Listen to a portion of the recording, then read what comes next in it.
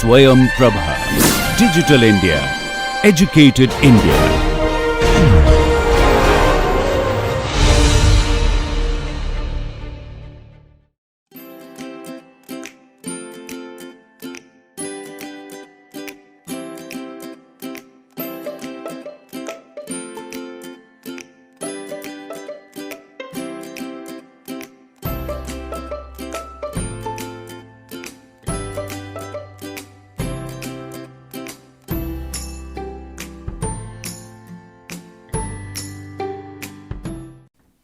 A very good day to everyone, and this is lecture number 8 of texture in materials. So, this is the lecture number 8 for the module 3 X-ray diffraction phenomena.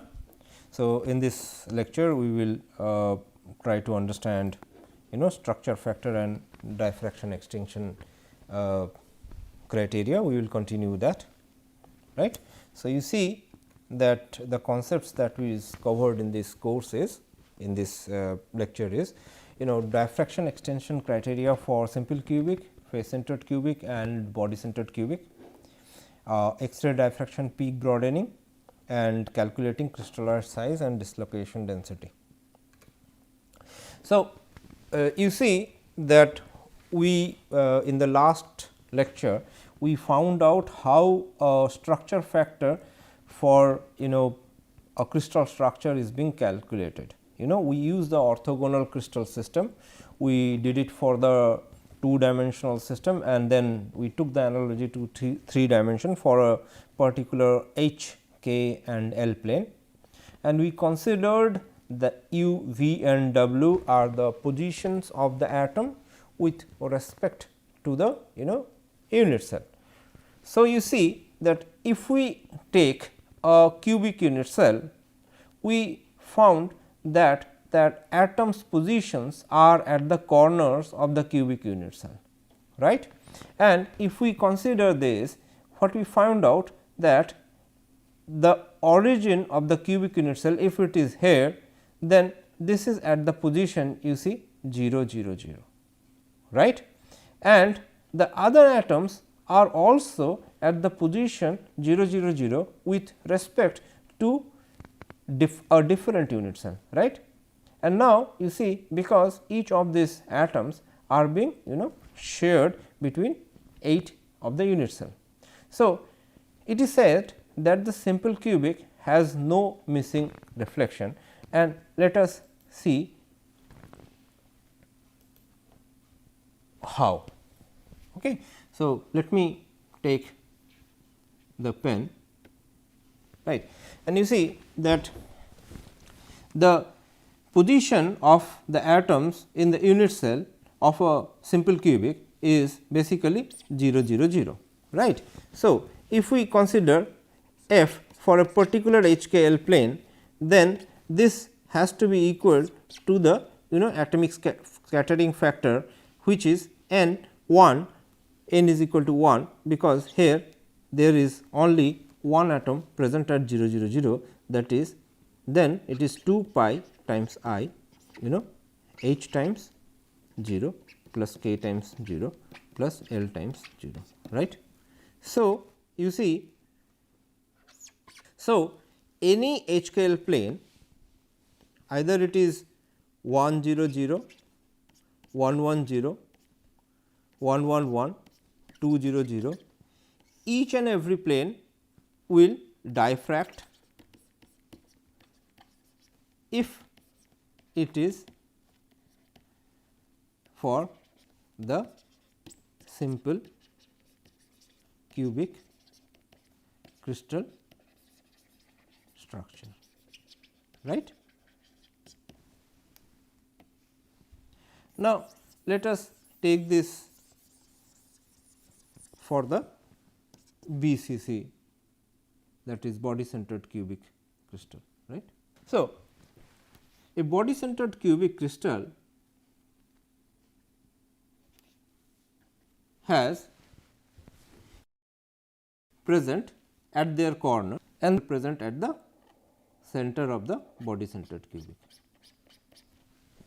So, you see it is said that in body centered cubic the 100, 111 are the missing diffractions, and because f is equal to 0, that is structure factor is 0.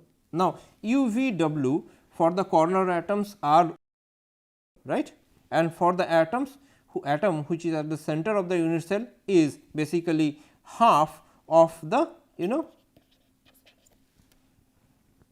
unit cell size. So, it is half half half, that is u, v and w is half half half. Consider the structure factor f for the 100 plane, and then if we consider that, then it is equal to atomic scattering factor small f times exponential 2 pi I for the atoms which are present at the corners 0 0 0, and that is equal to H 1 multiplied by 0 plus k 0 into 0 plus L 0 into 0 exponential 2 pi I, right, 1 times half plus 0 into half plus 0 into half, right. So, if we calculate this, then this is f exponential 2 pi I 0, that is 0, and then exponential 2 pi I times half, right. So, this becomes equal to exponential 0 plus exponential pi I, right, and then this becomes e to the power exponential to the power 0 is basically 1, and then exponential to the power pi I is basically minus of 1, right. So, this becomes equal to 0. So, structure factor for the 100 is 0, and therefore, it is a missing reflection or a missing diffraction. Let us consider the case for the structure factor 110, and then how it will be f times exponential you see 2 pi I times you see 1 into 0 plus 1 into 0 plus 0 into 0 plus exponential 2 pi I times you see 1 into half plus 1 into half plus 0, right. Now, you see that gives this becomes equal to 1, and this becomes equal to 2 pi I, right, because half plus half is 1, and therefore, this becomes 2 times f, and therefore, 110 is present in case of the body centered cubic material. Let us take a 111. So, f equal to capital F equal to atomic scattering factor small f times exponential 2 pi I and 1 into 0 plus 1 into 0 plus 1 into 0, right, times exponential 2 pi I times 1 into half plus 1 into half plus 1 into half, and therefore, you see is atomic scattering factor times 1 plus exponential 2 pi I times 3 by 2, which is exponential 3 pi I, and this is basically equal to minus 1, right, and therefore, this becomes equal to 1 minus 1 is equal to 0. So, we can understand that why 100 and 111 are missing diffractions, right. Now, let me rub it and then let me go for the FCC.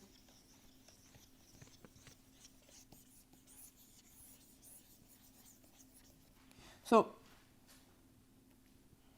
if we go for the face centered cubic crystals, we will find out that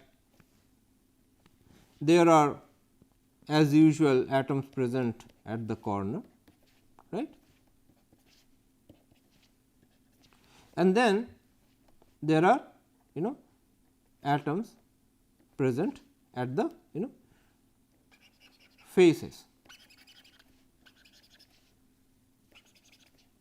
right. So, all the faces have one atom present. So, if we consider the UVW of this equation, then these are 0 0 0 for the corner atoms, these are half half 0 for the atom present in the face center of the xy plane, right.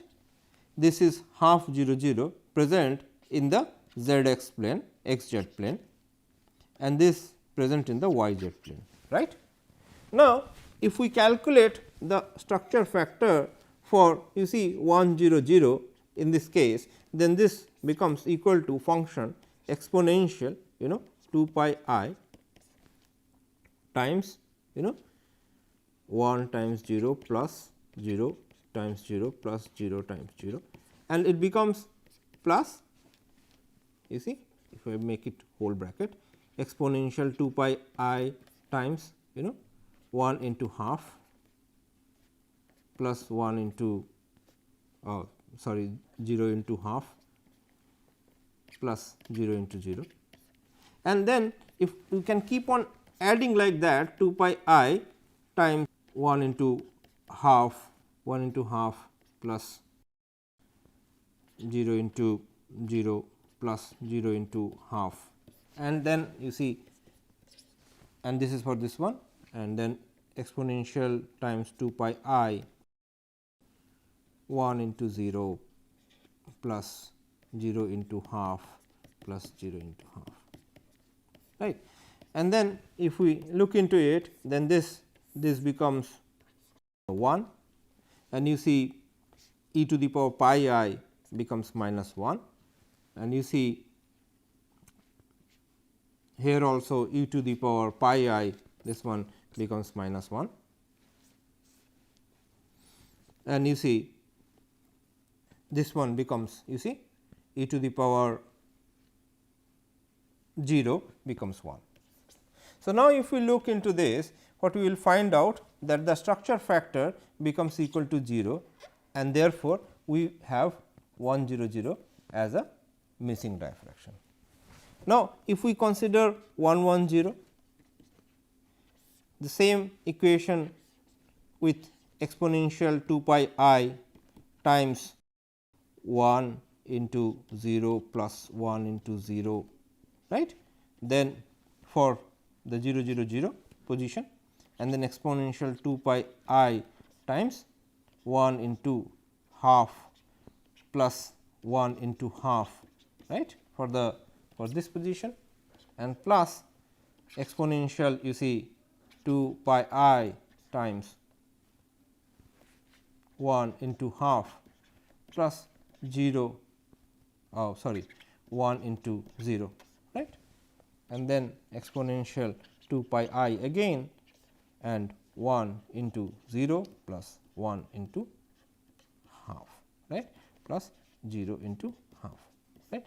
This is the thing, and then this becomes equal to 1, and then this becomes equal to 2 pi I into 1, and therefore, this becomes 1, whereas this equation becomes minus 1, and this becomes minus 1. So, you have 0 structure factor.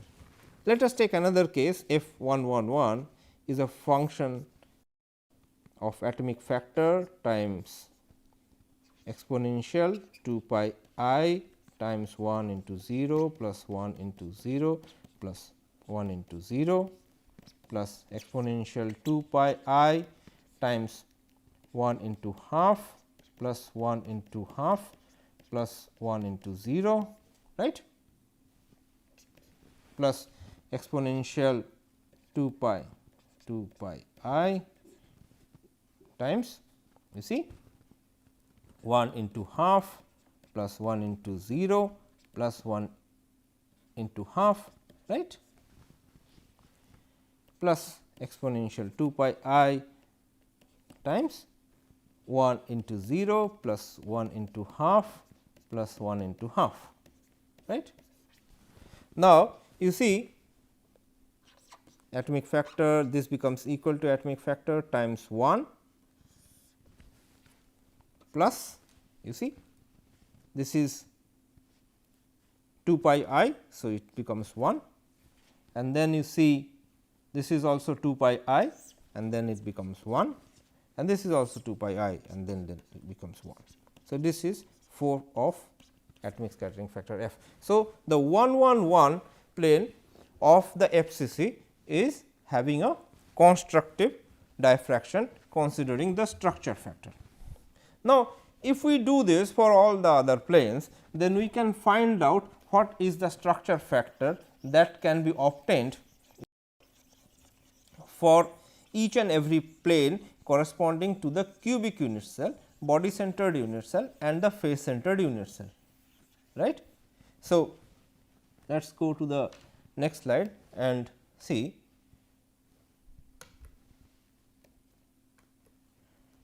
that the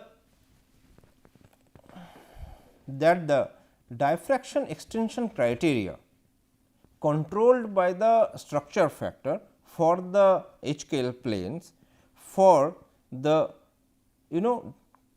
diffraction condition satisfied planes, that are Bragg's law satisfied planes, all the planes will have a certain angle theta to satisfy its Bragg's angle, right. And then there is a diffraction extension criteria according to the structure factor for all the materials, and we have been observing this different cubic structures, simple cubic, body centered cubic and face centered cubic, because these are most of the metallic materials that we use, steel, aluminum, etc., nickels, all are basically have this crystal structure, mostly body centered cubic and face centered cubic. The diffraction condition is satisfied for simple cubic for all the HKL planes 100, 110, 111, 200, 210, each and every HKL plane. In case of body centered cubic, it was observed that the diffraction conditions are only satisfied if the H plus K plus L is even, and for the face centered cubic material the diffraction condition is satisfied if H, K and L are unmixed. Okay. The absent diffractions are for the body centered cubic if H plus K plus L is odd.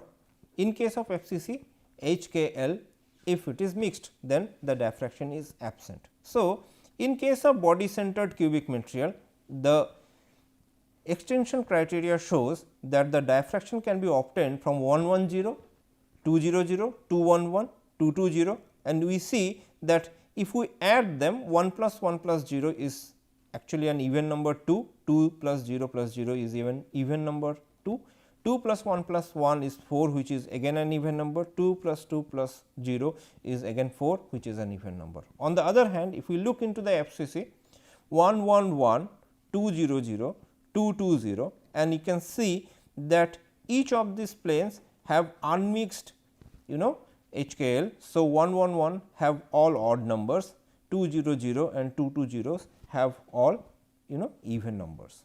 The intensity peaks obtained by X-rays are usually broadened, and therefore, it is important to understand that why X-ray peak broadens. If we consider a uniform crystallite, a microstructure or a polycrystalline material, if annealed to a large extent, there could be a possibility, though it is an ideal situation, where a grain is equivalent to an crystallite. So, if a grain is equivalent to a crystallite, when there is no defect present in it, defect in terms of dislocation, in terms of statistically stored dislocations or geometrically necessary dislocation arrays forming geometrically necessary boundaries, then if there is no misorientation within the grains, then the peak coming from the diffracted X-ray beam should be a concentrated peak and it should not have any broadening. But in real life scenario, even an annealed material will a grain in an annealed material will contain some kind of substructure. At least it will contain some kind of cell or subgrain which is formed inside it. So, there will be always some amount of statistically stored dislocation present in it. So, there will be some kind of misorientation boundaries present within the grains, and therefore, a grain will be formed by various amount of crystallites. So, and these crystallite will always they will have a misorientation between each other, and that is the reality. Under such a situation, a strong intensity beam coming from a diffracted X-ray is have a broadening, and the broadening that occurs, we can calculate from it the full width half maxima, that is FWHM, which is also known as the integral breadth. The integral breadth can be used to calculate the crystallite size, and we have learned in the previous lectures that crystal size are basically uniform agglomeration of crystal that possesses same reflection pattern. So, using the Scherrer formula, one can observe the relationship between the crystallite size and the full width half maxima. The Scherrer formula is given by this, and this is basically the modified Scherrer formula, where beta is the full width half maxima or the integral width times the cos theta by lambda, lambda which is the wavelength of the incident X-ray beam, equal to k times dV, where k is a constant depending upon the crystallite shape, which is usually 0.89 for equiaxed crystallites, and dV is the volume weighted average crystallite size, plus 4 times E, which is basically the microstrain, times sin theta by lambda. We all know that theta here is the Bragg's angle theta, which is for a particular HKL plane. One can use this formula and the modified versions of this formula to calculate both dV, which is crystallite size, and E, which is microstrain, and from E one can calculate the dislocation density of the material. There are limitations of this way of calculating dislocation density and crystallite size from the material, and these are limitations of the Scherrer equation. These are the crystallite size of the order of 1000 Armstrong or less than that can only be measured using this method. Greater than that, it cannot be measured. An error of greater than 20% usually occurs during the measurement of crystallite size using X-ray diffraction. A peak broadening, apart from the crystallite size and the microstrain, is contributed from other factors like the instrumentation broadening, and that is the broadening due to the instrument. Coming to the conclusion of this lecture is that diffraction conditions for simple cubic says that all HKL planes will diffract. In case of body centered cubic, the H plus K plus L will be even, then only the diffraction condition will be satisfied. In case of face centered cubic, H, K, L are all unmixed, right, then only the diffraction is satisfied. From the XRD peak broadening, one can observe crystallite size, microstrain, that is dislocation density, with the help of the modified Scherrer formula. Thank you.